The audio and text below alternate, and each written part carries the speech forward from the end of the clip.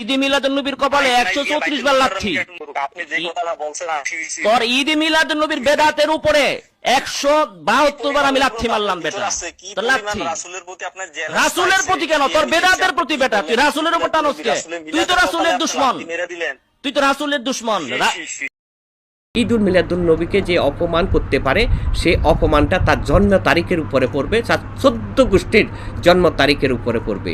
এই জন্যে 14 গোষ্ঠীর জন্ম তারিখের উপরে পড়বে। যদি আমার জন্ম না হইতো তবে আমার নামটা হইতো না, আর জন্ম হয়েছে বিদেয় তো একটা বিশেষ তারিখ আমাদের কাছে আসে। ঠিক তেমনই আল্লাহ পাক রব্বুল আলামিন ঘোষণা করেছেন, আমি যদি আমার নূরে মাহমুদীকে সৃষ্টি না করতাম তবে কুল কায়নাতে কিছু সৃষ্টি করতাম না, আসমান জমিনের মধ্যস্থানে যাই কিছু আছে কিছুই সৃষ্টি হইতো না। এতে বোঝা যাচ্ছে আল্লাহ নবী রাসূল সাল্লাল্লাহু আলাইহি ওয়াসাল্লাম হলেন সৃষ্টির কেন্দ্রবিন্দু, এবং যিনি সৃষ্টির কেন্দ্রবিন্দু, যার উসিলা আসমান জমিন ও মধ্যস্থানে যাই কিছু আছে সব কিছু সৃষ্টি করা হলো, তার সব কিছুর ভিতরে তো চন্দ্র আর সূর্যও রয়েছে। যদি চন্দ্র সৃষ্টি না হইতো তবে চন্দ্রের তারিখটা কিভাবে আসতো, চন্দ্রের পবিত্র নামগুলো আমাদের কাছে কিভাবে আসতো, যদি সূর্যের পয়দা না হইতো তাহলে 7 দিনের নাম আমাদের কাছে কিভাবে আসতো। সুতরাং যেগুলা আমাদের কাছে শিক্ষা ধারা অনুযায়ী প্রয়োজন সামাজিকতাভাবে, সেগুলো আমাদের কাছে পৌঁছে দেওয়া হয়েছে যুগে যুগে আদর্শতার মাধ্যম দিয়ে। সে আদর্শের মাধ্যমে যাহা আমাদের কাছে আসিয়াছে তা আমরা সম্মানের তার মাধ্যম দিয়ে বরণ করে নিয়েছি, তার নৌকাতে সরিয়া জীবন পরিচালনা করতেছি। এই জীবন পরিচালনার মধ্যে যারা বিশেষ দিনটাকে অসম্মান করে, অপমান করে, অর্থাৎ ঈদুল মিলাদুন নবীকে জুতা মারার কথা বলে, আসলে তারা ভালো করে জন্ম হইতে পারে না। তারা পশু সূত্রের জন্ম, ইবলিশের চরিত্র তাদের, ইবলিশের ভাষা তাদের মাধ্যম দিয়ে। তারা কমি মাদ্রাসার হইতে পারে, কমি মাদ্রাসার আলেম শিক্ষিত হইতে পারে, কিন্তু আসলে কমি মাদ্রাসার পরিচয়টা বর্তমান সমাজের মধ্যে রয়েছে। তারা বলৎকারী করে এবং বাচ্চাদেরকে যখন মাদ্রাসা নিয়ে যায়, মা যায়, বোনেরা যায়, তাদেরকে আড়ালে নিয়ে যাহাতা করে। অনেক জায়গাতেও তো আমরা ক্যামেরাতে দেখেছি। তো কাজে তাদের আদর্শ আর কি হইতে পারে? তারা তো ওই ঈদুল মিলাদুন নবীর উপরে জুতা মারা, মানে নবীর উপরে জুতা মারার বাদ থাকে না। আবার বলতেছে নবীর উপরে তো জুতা মারা না, নবী বলে না রাসূলের উপরে বলা হয়েছে।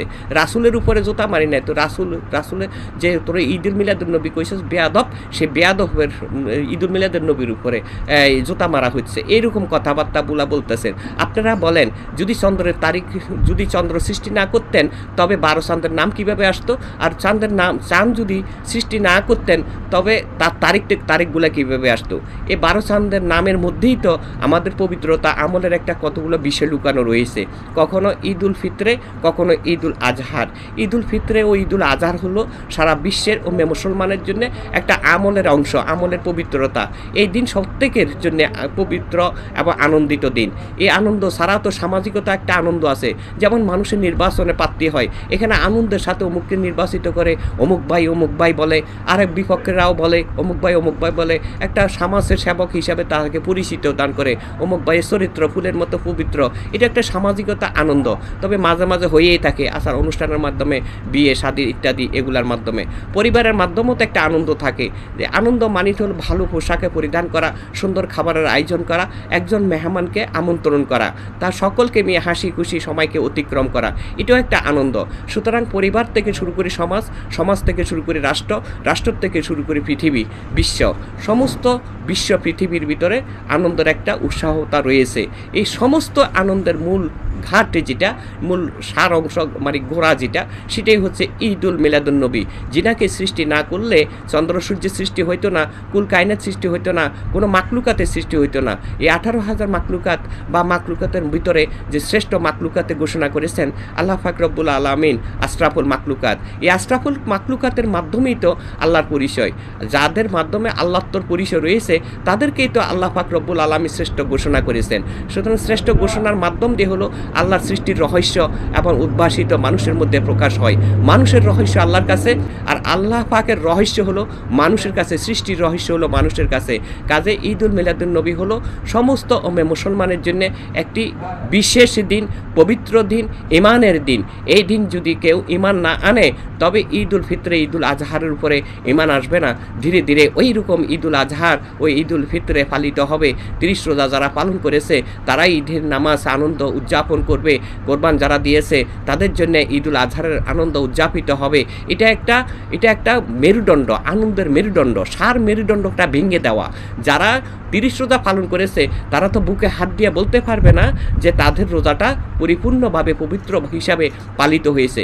যারা পশু ক্রয় করেছে তাদের পশু ক্রয়ের মধ্যে হালাল রুজির টাকা প্রয়োগ করতে পেরেছে পরিপূর্ণভাবে, তারা বুকে হাত দিয়ে বলতে পারবে না। কিন্তু আল্লাহ নবী রাসূল সাল্লাল্লাহু আলাইহি ওয়াসাল্লামের যে আদর্শিত যারা আগমন করেছে যুগে যুগে আল্লাহর বন্ধুগণ, তিনারা যেইভাবে আল্লাহর কাছে ফরিয়াদ করে, হে আল্লাহ, জগৎটাই হলো তা গুনার দেশ, এই গুনার দেশে থাকে যারা ভুল ত্রুটি করে সমস্ত ভুল ত্রুটি ক্ষমা করে দিয়ে রোজা ও কোরবান আল্লাহ আপনি কবুল করে নেন। তিনাদের ফরিয়াদ প্রার্থনাটা আল্লাহর দরবারে কবুল হন।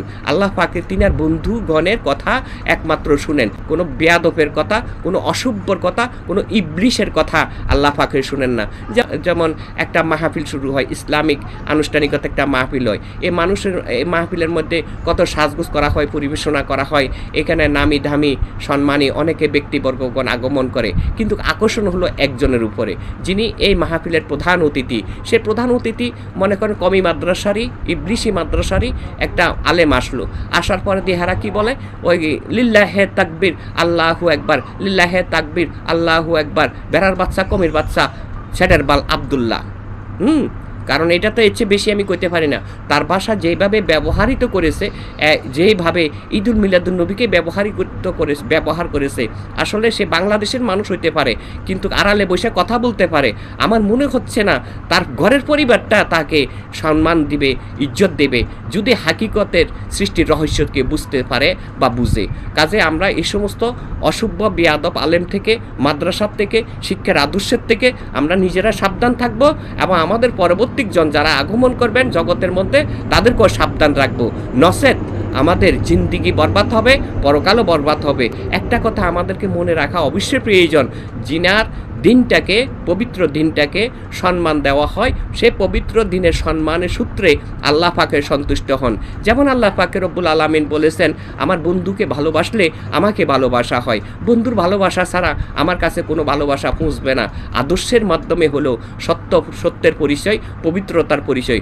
আদর্শ ছাড়া যে সকল মানুষ আছে তাদের মধ্যে আল্লাহ থাকেন। আল্লাহ সর্ব জায়গায় সর্বস্থানে বিদ্যমান এবং আল্লাহ পাক পবিত্র কোরআন শরীফের মাধ্যমে ঘোষণা করেছেন, ফাসাম্মা ওয়াজহুল্লাহ, আমি সর্ব জায়গায় সর্বস্থানে আমার চেহারা বিদ্যমান। এবং আল্লাহর চেহারা নূর দিয়ে আল্লাহ নবী রাসূল সাল্লাল্লাহু আলাইহি ওয়াসাল্লামকে সৃষ্টি করা হয়েছে।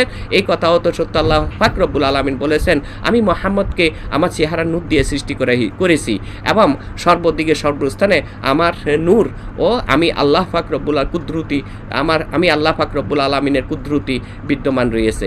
কাজে নবী মুহাম্মদ রাসূল সাল্লাল্লাহু আলাইহি ওয়াসাল্লামকে সম্মান করা, তিনার আবিধানিক দিনগুলাকে সম্মান করা, এটা আমাদের জন্য অবশ্যই সম্মানের বিষয়, আদবের বিষয়, আদর্শের বিষয়। এই আদর্শটাকে যারা হারিয়ে ফেলে তাদের জন্ম মধ্যে দোষ থাকে এবং তাদের পূর্বপুরুষের জন্মকে সম্মান করতে পারে না।